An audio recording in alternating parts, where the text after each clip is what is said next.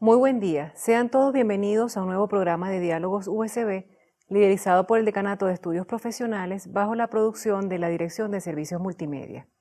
Quien les habla, María Gabriela Gómez, decana de Estudios Profesionales, tiene el inmenso placer de presentar al doctor René Utrera, quien es profesor del Departamento de Biología Celular de la Universidad Simón Bolívar, con quien estaremos conversando sobre el tema de la clonación. Bienvenido, profesor Utrera. Gracias. ¿Qué es la clonación? Bueno, el término clonación puede ser prácticamente utilizado en varios aspectos, ¿no? Voy a poner un ejemplo. Desde hace muchos años en el ámbito de, por ejemplo, la computación, cuando surgieron los primeros computadores que tenían la exclusiva, un grupo de personas desarmaron esos equipos y generaron unos equipos similares. De ahí que en el término, en el argot de hace 25 años para acá, se hablaba de que yo tengo un clon. Un clon se refería a algo que era muy parecido a algo original, pero realmente era algo que era muy similar, pero no era el original. En términos biológicos, digamos que el término clonación, o la palabra clonación, ha sido prácticamente utilizada en varios enfoques, ¿no? Nosotros podemos hablar de clonación de genes, que significa que tomamos solamente una pequeña porción del ADN de cualquier organismo, ya estudiado, determinado, y prácticamente lo incorporamos en moléculas que vienen de las bacterias, que se llaman los plásmidos, y esa clonación de un gen significa que ese pedacito de gen yo lo puedo incorporar en un organismo, que puede ser una bacteria, lo puedo incorporar en un virus, lo puedo incorporar en otros seres vivos, por ejemplo, una vaca, lo puedo incorporar inclusive en seres humanos, etcétera, etcétera. ¿Okay? Entonces el término clonación de genes es importante desde esa óptica. Luego el término clonación también se aplica mucho más frecuentemente desde hace ya unos 15 años para el término de poder prácticamente producir organismos a partir de otro organismo. El término clonación se basa fundamentalmente, visto desde esa óptica, de ir a manipular, pues, de alguna manera células, y hablaremos entonces de células embrionarias, de células somáticas, de células germinales. Voy a hacer la diferencia, la acotación, porque es muy importante. Una célula germinal son los espermatozoides y los óvulos, en el caso de organismos superiores. El término aplicado a una célula somática son el resto de nuestras células, ¿okay? Por ejemplo la de la piel. Y el término de una célula embrionaria es cuando ya ocurre el proceso de fecundación con un óvulo y un espermatozoide, y a partir de ahí comienzan esas celulitas un proceso de división celular. Entonces esas son las células a nivel de un embrión que van a posteriormente a constituir pues a un determinado individuo. Entonces el término clonación ha sido también aplicado en la óptica de que yo pudiera eventualmente tomar una de esas celulitas que se está ya dividiendo y a partir de allí prácticamente generar un individuo adulto. De por sí ocurre en términos naturales, en el caso de los gemelos, que cuando ocurre el proceso de fecundación, un óvulo y un espermatozoide, prácticamente durante los primeros estadios de división celular, una o varias de esas celulitas se desprenden y prácticamente originan dos individuos que, como contienen la misma información genética, prácticamente son individuos que, bueno, prácticamente son iguales, ¿no? O sea, desde el punto de vista no solamente físico, sino desde el punto de vista también, evidentemente, de la información genética, ¿okay? Entonces, el término clonación, como se ve, tiene varias, digamos, aplicaciones, pues, varias cosas con las cuales nosotros podemos, de alguna manera, trabajar. ¿Cuáles son los avances en el área de clonación de animales? Bueno, importantísimo, ¿no? Es importante diferenciar ahí que hay animales que han sido clonados a partir de lo que ya mencionaba anteriormente, una célula adulta. En el año de 1996 surge el primer animal clonado reportado, digamos, científicamente, que es la oveja Dolly, muy conocida por todos nosotros. La oveja Dolly fue clonada en Escocia, en un laboratorio, con dos investigadores, Wilmot y Campbell, que prácticamente el experimento que se hicieron para más o menos ponerlo en términos muy sencillos, logran aislar el ADN, o sea, el ADN genómico de una célula adulta, y lo incorporaron en el óvulo extraído de otro animal, el cual ese óvulo se le había extraído el núcleo. En el núcleo está contenido, por supuesto, el ADN de todos los seres vivos. Entonces, de alguna manera lo que se hizo fue incorporar el ADN de una célula adulta a ese óvulo que no tenía núcleo, y posteriormente ese óvulo con ese núcleo de otra célula de otra oveja fue incorporado en una oveja, en el útero de una oveja, y se creó Dolly. Claro, esto dicho en palabras así muy rápidas, que pudiera parecer algo muy sencillo, no es tan sencillo. En efecto, es inclusive poco eficiente. De 277 veces que se hizo ese experimento, se vio que, por ejemplo, se pudieron producir 99 de lo que se llama embriones, se implantaron en el útero de oveja y apenas nació una sola, que fue Dolly. Entonces, visto desde esa óptica, evidentemente fue contundente para el impacto a nivel mundial. De ahí han surgido, por ejemplo, proyectos para ir a clonar perros, para ir a clonar gatos, para ir a clonar una serie de animales. El hombre ha podido tomar esa técnica y prácticamente llevarla a cabo en otras especies y de alguna manera ha sido bastante, digamos, exitoso. Ahora bien, también el término de clonación en animales ha sido aplicado a animales transgénicos. A veces se confunde un poquito lo que es un animal transgénico con lo que es un animal clonado, ¿no?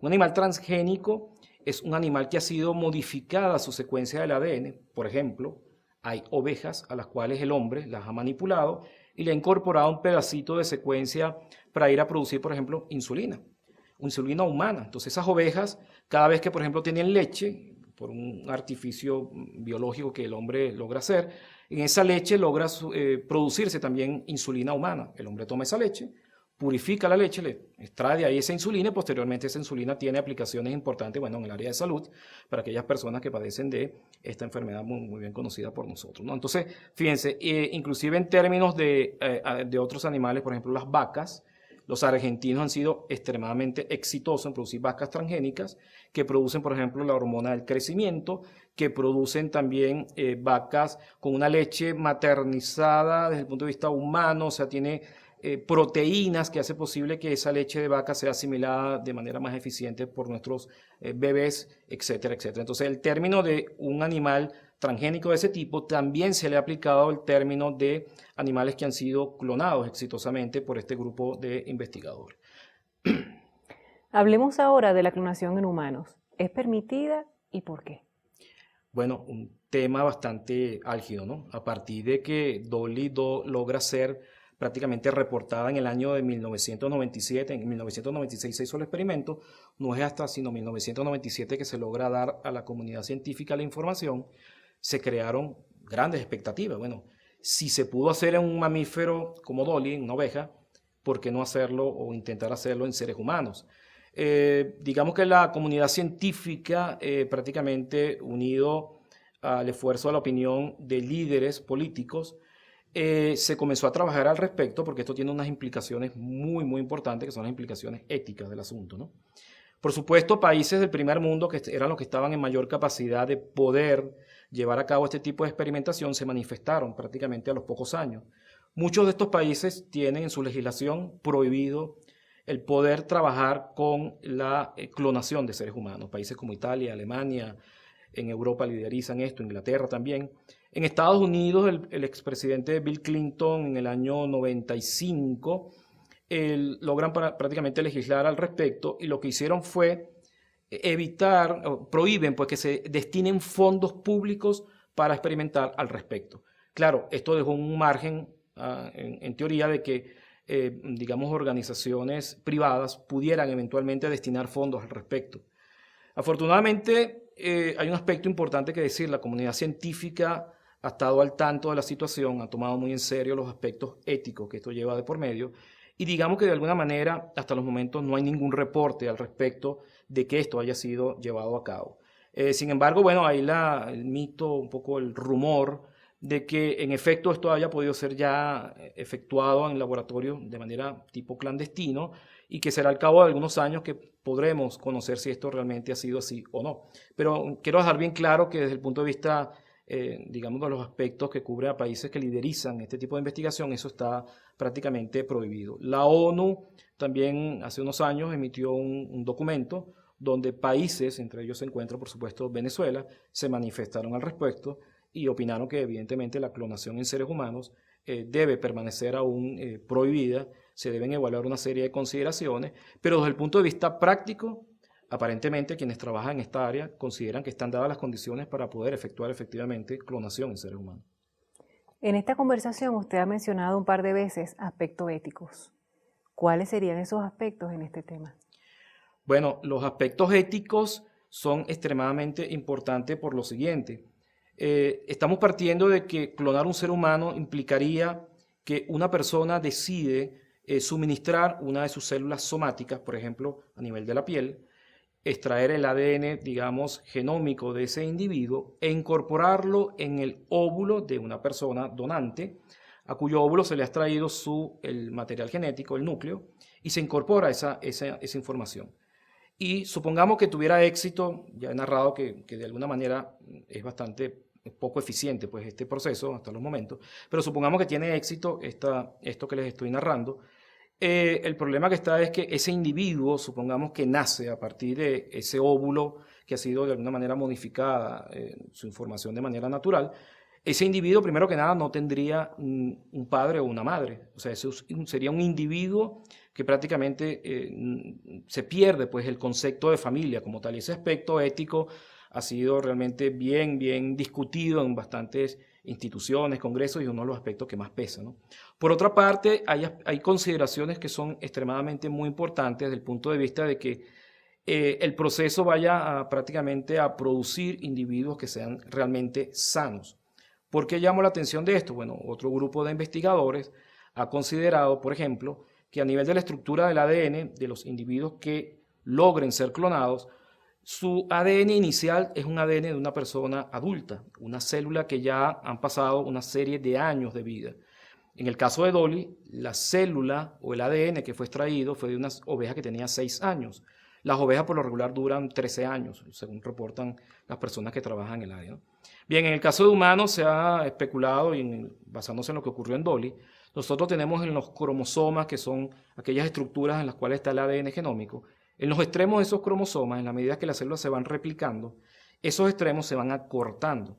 Eso quiere decir que una célula que ha pasado varias veces ese ciclo celular en el transcurso de los años de vida, evidentemente se van acortando esos cromosomas, o sea, los telómeros, y de alguna manera eso pudiera eventualmente afectar a nivel funcional genes que estuvieran localizados cerca de los telómeros o inclusive regiones teloméricas que tengan que ver con funciones específicas a nivel celular y que de alguna manera entonces nosotros pudiéramos estar alterando la naturaleza de esas cromosomas, creando dificultades para las personas que pudieran ser eventualmente clonadas.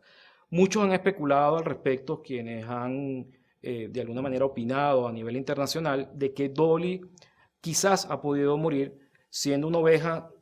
Ella murió a los 8 años, fue clonada en el año de 1996, muere en el 2003 y eventualmente se ha especulado pues, de que ella murió siendo una oveja adulta, en teoría joven, pero con células que ya estaban, digamos, de un estado a nivel de replicación de las células muy avanzado y que quizás haya sido, no hay pruebas de esto, pero quizás haya podido incidir en que la oveja haya muerto por estas razones. Son, digamos, comentarios que están en el ambiente científico y que, bueno, que hay que de alguna manera también tomar en consideración, ¿no? Finalmente, podemos conversar sobre el desarrollo de la clonación con fines terapéuticos de manera muy breve. Sí, cómo no. Bueno, basado en estos experimentos que he ido narrando hasta ahora, evidentemente queda la pregunta, ¿no? Si el hecho de poder utilizar esta tecnología da alguna facilidad para ir de alguna manera, poder ayudar en los problemas de salud de los seres vivos. Se ha pensado entonces, por ejemplo, se ha planteado la posibilidad de que la clonación pueda servir para que un individuo que padece de una enfermedad pueda superar esto que le está ocurriendo. Supongamos el hecho de que una persona tenga entonces, por ejemplo, fallas a nivel hepático, ¿no? Y que de alguna manera hoy en día está un tema que está muy también de moda, que son las llamadas células madres. Y bueno, se ha visto que el potencial con esta tecnología de ir a trabajar con células modificadas a nivel del embrión, se puedan en los primeros estadios, después de haber hecho un embrión utilizando la tecnología de clonación, de que algunas de esas celulitas que son llamadas totipotentes o multipotentes, o sea, células muy poco diferenciadas, en esos primeros estadios puedan ser utilizadas entonces como ayuda a personas donde algún órgano está muy afectado y que esas celulitas puedan ser utilizadas para ir de alguna manera sustituir eventualmente parte de ese órgano afectado, etcétera, etcétera.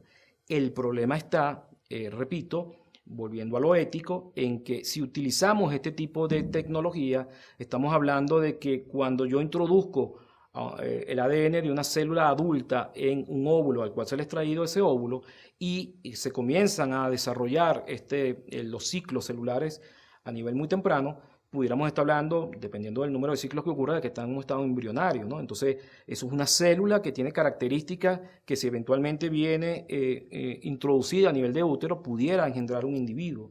Utilizar en los primeros estadios este tipo de células para tratar de solventar problemas a nivel de salud, bueno, pudiera ser considerado, y es considerado por muchos, que estaríamos quizás sacrificando un eventual individuo para tratar de ayudar a esa persona que de alguna manera tiene algún tipo de problema. Y eso inclusive en la óptica de que esa célula adulta, la cual le estaría dando origen a ese embrión, pudiera ser eventualmente del mismo individuo y tendría que ser así para que haya esa compatibilidad. Entonces, digamos que los aspectos éticos son los que de alguna manera han prevalecido bastante sobre este tema y es lo que ha hasta los momentos impedido que el tema de clonación en humanos sea un tema que muchos laboratorios puedan trabajar así de manera libre. Y si se está haciendo de manera, entre comillas, clandestina, bueno, será al cabo de algunos años que lo podremos saber. Profesor Utrera, muchísimas gracias por aceptar la invitación a conversar con nosotros sobre el tema de la clonación.